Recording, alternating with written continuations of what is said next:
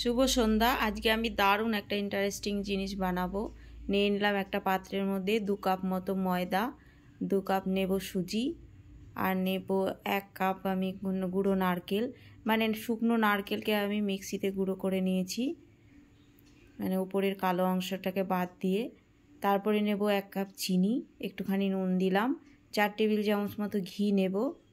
নিয়ে প্রথমে শুকনো আগে মেখে নেব ভালো করে 5 থেকে 6 মিনিট, বেশ ভালো করে। বুঝতেই পারছেন এবার কি করব আমি।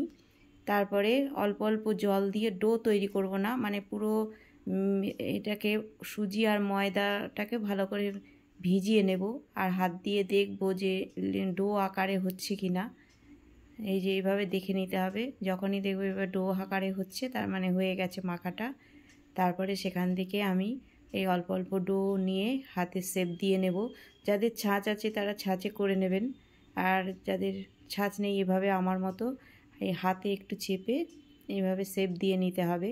আজকে বানাবো ঠেকুয়া। আমি কিভাবে ঠেকুয়া বানাই তাই আজকে শেয়ার করছি। এই যে আমি পরপর কিছুটা বানিয়ে নিয়েছি। তারপরে ঘি কিংবা তেল এখানে দিয়ে দিতে হবে। ঘিটা কিন্তু একটু ভালো মানের নিতে হবে। এখানে দিয়ে ঘিটা যখনই হালকা গরম হবে তখনই ঠেকুয়াগুলো পরপর এভাবে সাবধানে বসিয়ে দিতে হবে। আমি ননস্টিকের একটা প্যান নিয়েছি, কড়াইতেও হয়, কোনো অসুবিধা নেই।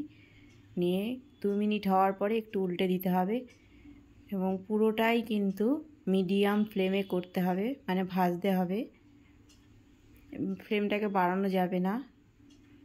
এভাবে 2-3 বার উল্টে পাল্টে ব্রাউন হয়ে গেলেই নামিয়ে ফেলতে হবে।